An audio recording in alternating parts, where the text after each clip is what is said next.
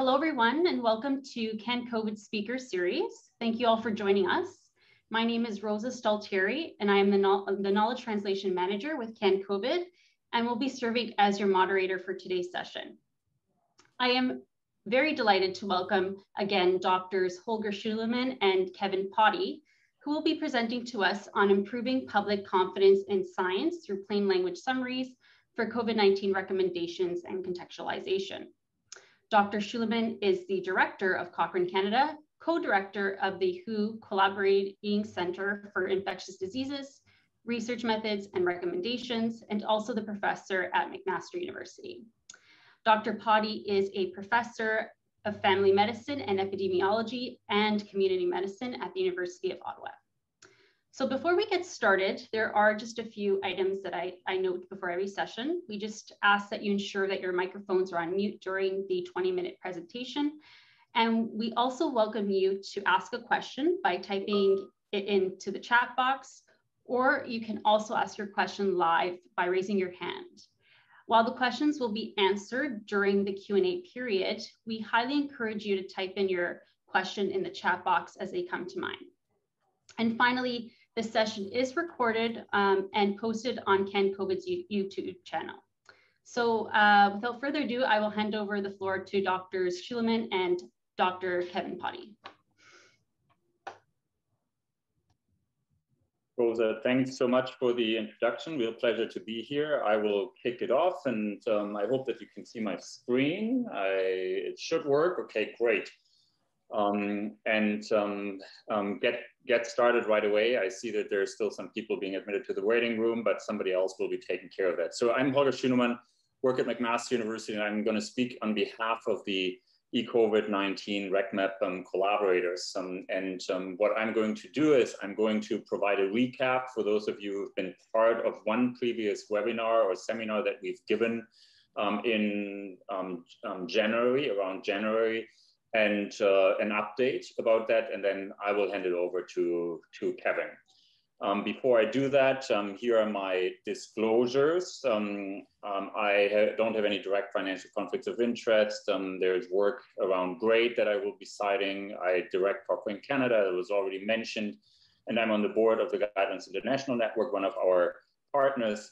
And for this work, we've received CRHR and WHO funding, which is much appreciated. And as I said, there's the views that I will be expressing are my own, however. Just as as an intro and recap for those of you who haven't been part of previous webinars or don't know about this initiative, the purpose of this eCOVID-19 Living Recommendations Map is to provide decision makers and other stakeholders, including patient representatives or the public, whatever term we choose here, and other users of recommendations with an easy to navigate, living and freely accessible electronic platform that includes some available, trustworthy COVID-19 recommendations. The purpose is also to identify these COVID-19 recommendations and critically appraise them and make them available for contextualization and implementation by decision makers really globally. It's building on work that we have done, conceptualized with the World Health Organization Global Tuberculosis Department over the past several years, and it is a big international team. As I provide an update in part, we now have 85 guidelines that are entirely reviewed and uploaded, almost 1,500 recommendations specific to COVID-19, spanning clinical, to public health, to policy work. The RecMap, for those of you who've been part of this before, it's available at this particular URL, covid19recmap.org. And I'm going to show some screenshots to make it easier. The same platform obviously exists on the website, but it is a platform that allows users to search for recommendations that relate to COVID-19. And as I also said, and quite importantly, it's a big international collaboration that involves major organizations globally. We partnered with NICE in the UK, we partnered with Cochrane, obviously, with the Global Evidence Synthesis Initiative, and about 70 collaborators from these various organizations that are that are out there. And in particular, obviously, PAVO and the WHO are playing a major role as they are a major recommendation developer. So for instance, if we were interested in looking at what is available right now in terms of vaccines or vaccination, and you were to search this platform, you would get to the individual recommendations that are available. There is some ways to filter this information here on the right-hand side. So for instance, if you were interested in a specific region in the world where certain recommendations have been made or are potentially valid, that would be one of the filters that one could go to. Other filters are that I will get back to, but for instance, by filtering for the credibility using the agree-to score that we use to assess the trustworthiness of these guidelines, using the agree-to score to filter out those that are particularly trustworthy. An alternative view, and this is quite interesting, a concept derived from evidence mapping. An alternative view is this actual mapping view, where you see here the type of setting or population and the actual interventions or the actual topics with specific interventions for a particular topic here, or overarching theme.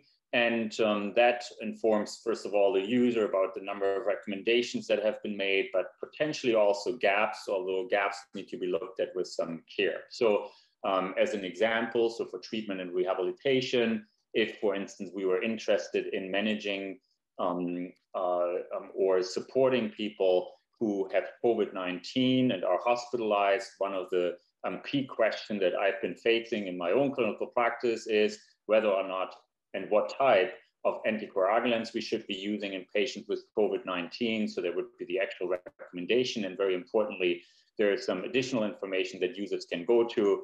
For instance, notes, the source of the recommendation, interactive summary of findings tables, and what we call evidence to decision frameworks. Again, I mentioned the agree scores, they would be available there as well. This is a vaccination example again. And there's a possibility for individuals to request the detailed information that we have abstracted from every single guideline in order to do a contextualization, a process that we call a development. But here you see the agreed scores and the actual recommendations, as well as I already mentioned, various different layers of information that one can go to. For instance, this evidence to decision framework, which is playing a critical role for our work, that explains why a certain recommendation may have been made with the evidence, including judgments on the criteria that the original guideline developer will have done on the basis of, for instance, the baseline risk, how large the desirable health effects are, how large the undesirable health effects are, and so on. And then I'm just returning to this, to my other example, the DVT or the anticoagulation example. For instance, for recommendations where detailed information is available, we have these graphical interfaces that users can go to and understand the evidence that is available for certain outcomes related to an intervention better. As I said, with graphical overviews, actual statistical information that is out there or that is available. The way that we do it is we search on a daily basis bibliographic databases, including obviously PubMed, and this is done in collaboration with the McMaster Health Information Research Unit. We search gray literature on a bi-monthly basis that includes major organizations that produce guidelines. Then we have databases of guidelines that are searched on a daily basis through web scraping, and then obviously all the personal contacts and the partners. So for instance, as I said, NICE or WHO, where we become aware of guidelines either just published or in development, so that we can do timely extraction there. Our funding is as part of the CIHR initiative, the first initiative on COVID-19, up until the summer of this year, and we've now been able to extend this until approximately December 2021, but are obviously looking for additional sources. And then there's a few other things that are important. So we are translating these recommendations into French.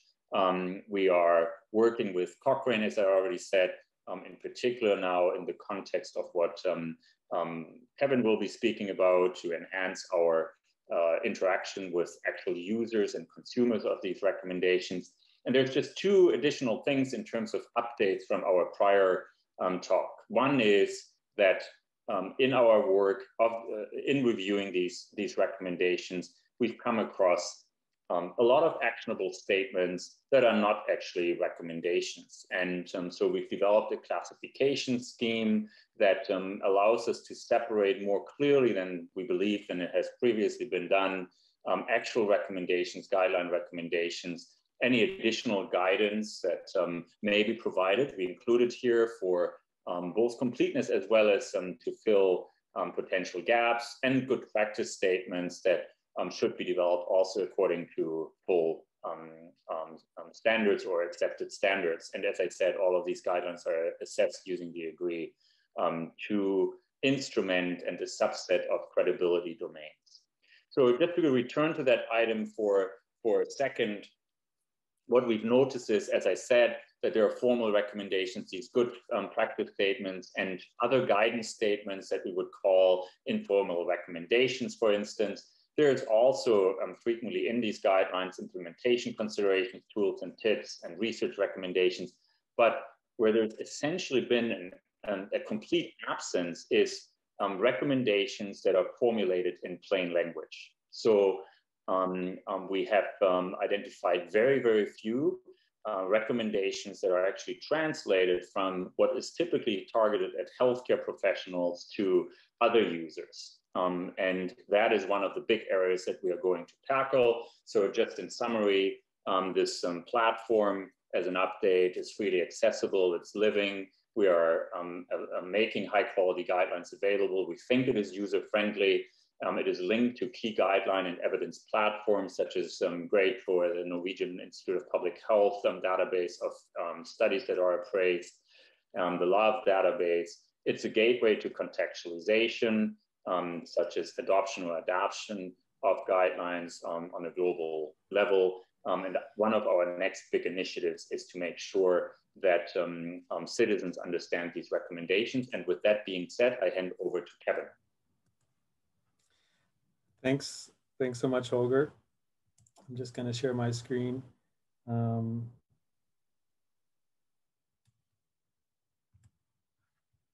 through a few slides. So with 1,500 actionable statements developed already on COVID, which is really amazing. We have the public, but I think we also have providers and actually a lot of people asking for basically what we call plain language recommendations, also known maybe as plain English, common man's language.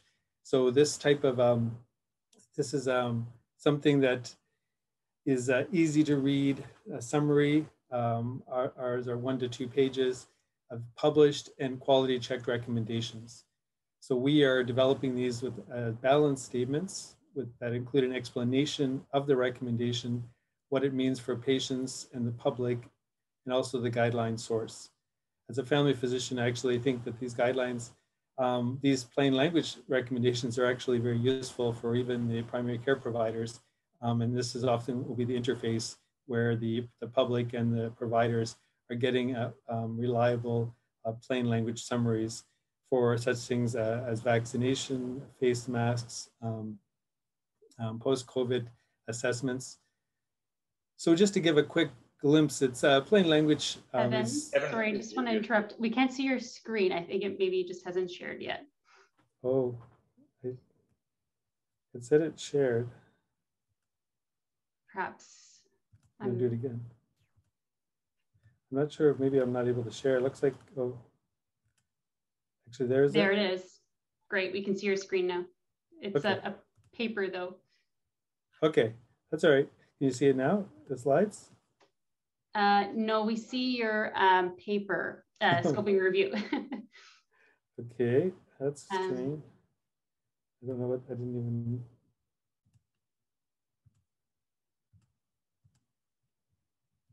So I'm just, can you see my slides now?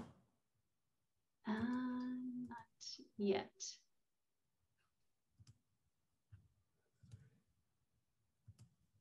Might just take a few seconds. Oh, yep, now we can see your slides. Perfect, there they are. Okay.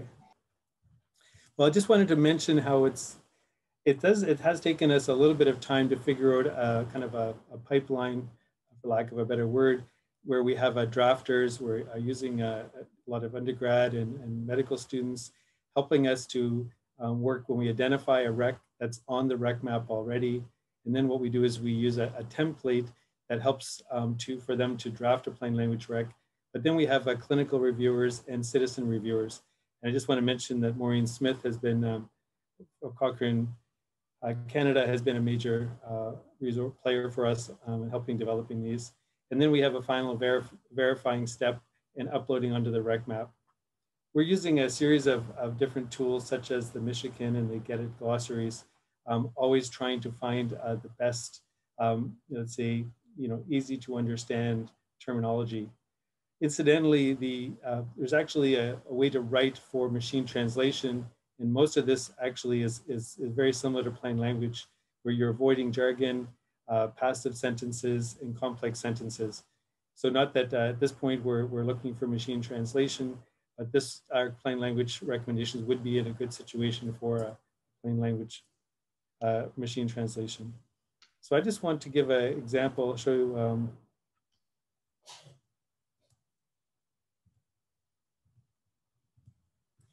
Just want to take a look at the platform. So this is one of the first vaccine recommendations to come out in December by Pfizer. So all of our plain language recommendations start with a question. So should people age 16 and older get the Pfizer BioNTech vaccine to prevent COVID-19? We have this consistent kind of grade template where we take people through what the actual recommendation is, in this case from the WHO, recommending that people take the vaccine to prevent COVID-19 in people aged 16 and older. Again, there's a link here where this is actually linked to the actual guideline published in December. So that's how this recommendation statement has developed. Then we consider who is this for, and the original WHO focused on 16 years of age and older. I think was really interesting from our citizens was the importance of parents, guardian, caregivers, and whether or not you actually do not have a case of COVID-19. The recommendation strength for all of the WHO recommendations for vaccines comes as conditional. One of the reasons on this early Pfizer vaccine was that there was not a reliable supply of the Pfizer vaccine, and it was necessary to potentially talk to your healthcare professional to understand who was the priority and who would be getting the first vaccines. We also describe why this recommendation was conditional. We have developed some generic statements that help people understand a strong recommendations versus a conditional recommendation. In this case, as I mentioned, it was because of challenges with vaccine supply and storage. We also provide additional information for patients or providers. And one of the things that really caught a lot of people's attention was that this was, WHO did this intentionally, focusing on older adults and people living with chronic disease, such as diabetes and high blood pressure, and people living in crowded spaces like refugee camps, people in prisons. And I believe this kind of level of focus on who this is most important to reach has attracted a lot of attention. We also mentioned, of course, the benefits of not getting hospitalized and not dying of the COVID virus, which is really important. And we talk about some of the harms that come from each of the different vaccines. And so at this point, we actually have we have 4 different COVID vaccine plain language recs on the RecMap. We continue on to what does this mean for you? And this is the part that I believe Holger is talking about, where certain most guideline developers don't include this type of statement as to what you can do. In this case, talk to a healthcare professional to decide whether you or someone else should get the vaccine. And then the final step is how you get to make your decision as which vaccine you may want to choose, in which order you're going to be able to receive this vaccine depending on where you're living. So this is just an example of one of the plain language recs. Just want to go back to my slides. So we definitely are in the demo stage. It's very, I think things are coming along very well, working with Evidence Prime, but we're noticing that there's some challenges around updates of guidelines and how do we handle version control. And with the vaccines, for instance, there's a lot of real world data or big data that we are not able to necessarily capture in a plain language rec that is closely linked to the actual guideline that was published. We also, as Holger mentions, we also identify sometimes a range of actionable statements. And so we're working on making sure we can include the more formal recs as well as good practice statements and other forms of guidance. I mentioned that we want to kind of encourage guideline makers to be considering what does this mean for me or the citizen or consumer. And then we're going to starting to work through the idea that we're of course finding competing recs or recommendations from different organizations. And so these are all things we're working on for our phase 2. We currently have 10 recommendations up or ready to go on the platform this week. And we're starting to plan our next ones. We will be having within the next week, the face mask recs, physical distancing recs, post-COVID assessment recs from the NICE guidelines, school recs from the CDC, and international travel recs from the CDC. So that's, yeah, that's about all we wanted to say. And I think we feel like we've kind of mastered the development process. And so we're really getting ready to start to developing quite a few of these. And we'd like on the RecMap, we're hoping to develop a filter as Holger mentioned, where there could be a plain language rec kind of filter. So you could actually pull down and look at all the different plain language recs that have been in a way curated for the public or providers that we think are very relevant at that interface. I'll stop there. Thank you so much, Dr. Schunemann and Dr. Pottie. Fantastic presentation. And we have quite a few questions already in the chat box, so we'll get started with those. We have about 8 minutes to the end of the session. So the first question, I think Holger briefly answered it, but perhaps maybe we can go in a little bit more detail. What is an agreed to score? And this was sort of another thing I was going to ask was maybe you can also touch upon how you determine what is a high quality guideline with these scores as well. Sure, I'd be happy to. Thanks, Rosa. I can take that question. So the agreed to instrument is a widely used and validated instrument to assess the credibility of its existing guidelines. And it is comprised of 6 domains. We have chosen 3 of the domains that particularly deal with trustworthiness of recommendations. The first is editorial independence. In other words, whether or not there's a risk of, for instance, conflict of interest or other distortion in the development of the recommendation.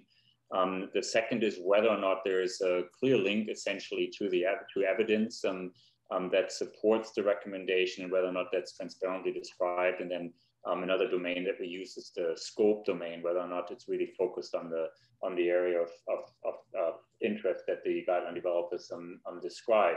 And as I said, it's a validated instrument with a score from 0 to 100% actually that describes whether or not certain things were done in the guideline development process, certain steps were followed. It's based on reporting. It has its limitations like any instrument that you use to do a critical appraisal. But as I said, it's the most widely used tool and has been used very successfully. We have stayed away from using particular cutoffs for the time being because cutoffs are debated, although the general wisdom is that 60% is often used as a cutoff for distinguishing credible from not so credible guidelines. And then we have another question from Shannon. Is the PLR template available publicly, or is this an internal document? I'm not sure, maybe that's supposed to be URL template. Yeah. I don't know, Holger, but the Grade Pro software developed for Grade by Evidence Prime has actually, with Nancy Santesto probably is the early developer of this template. So this was something that I think Grade, and I'd like Holger to speak on this, but had the vision that almost any guideline maker should use as they're developing their guidelines. But like, we haven't actually seen a lot of the guidelines continue on to this level of translation for the public. But I believe it would be publicly available for anyone that is doing guidelines and wants to connect with the Evidence Prime Grade Pro platform. Yeah, I would say, and then the development work that is currently ongoing is obviously under validation, and then is not yet available, right, Kevin, for until we figured out what we are doing, which is soon. But I have to say, I just saw a question there, Rosa. I'm just going to preempt a question on evaluation, because I just got an email from Nancy Holger, and she's actually excited now because she had actually started some focus groups on the earlier template. And I think that she has some early evaluation. And so we're definitely keen to move into the testing and improving stage of the plain language recs, which, like I said, I believe this is targeted toward the public, but even we know a lot of CEOs only want information in plain language. It's the most usable and easy to understand. And so it is an extra effort, but at the same time, we think it's really worthwhile. Thanks so much. So we'll go on to the next question, which is how have you been dealing with competing recommendations? And that was just before the one you just answered. Yeah, I can take that, Kevin. So we call them divergent recommendations. And so what everybody should understand, this is a pretty exciting CRHR-funded research project. So in addition to our efforts in KT and developing this platform, there is actual research ongoing. And the problem of divergent recommendations, that is, a recommendations that might either differ in direction or strength between organizations, is actually one that has been poorly explored, and for which we are developing a framework. So there's a fairly substantial research project as part of this work that focuses on identifying why recommendations might differ. For the time being, what we are actually doing is we are presenting these divergent recommendations.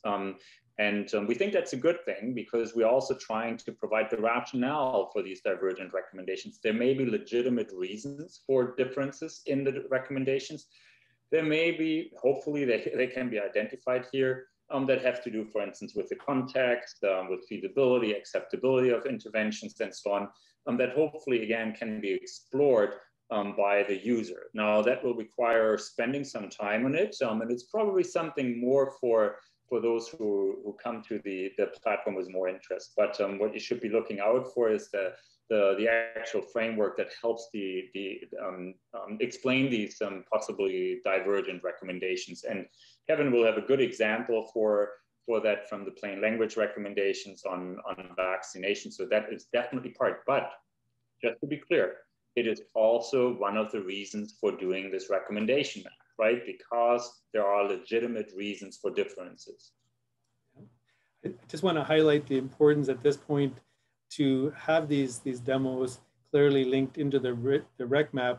They're at this point a digital product and not really printable or officially published as a separate product. So we're really maybe in the future interested in something like that. But there's a number of things to sort through, like Holger is mentioning. But I think this is all part of the process, because the public, I think, and providers are really interested to understand, and I think are capable of understanding some of the differences. And we've seen some successes and maybe not some good communication around the vaccine risks, but I think that the public is clearly interested. And I see, Holger, you've been answering some of the questions in there. So there are included recommendations that are in the topics around clinical, public health, and public health policy. So it's not just on treatment. Okay, great. Well, it is 4:30, so I do, and looks like we don't have any more hands up. So I do want to just close the session by just thanking you both on such a fantastic presentation. I'm looking forward to seeing more about what you guys are doing, because it's just amazing work. You just want to unmute, Rosa?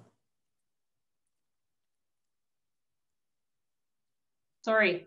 I must have pressed the wrong button. So I just want to say a few words. So please join us for next week's speaker series, which will be held on Tuesday, May 18th at 4 p.m. Eastern, to hear from Doctors Ashley Ramdowski and Mario Capelli from the University of Ottawa, who will be presenting on Ontario's Centre of Excellence for Child and Youth Mental Health, which is a survey of young people, parents, and caregivers. Also, I don't know if you guys didn't hear, but I do want to again thank you both on behalf of CanCOVID's team and network. We'd like to thank you for your time to present to us on this amazing, terrific work that you guys are doing around COVID-19 recommendations, living recommendations, and also plain language summaries. So thanks so much, and hope to see you guys all next week. Thanks so much for having us, or me at least. Yeah, I get Kevin too.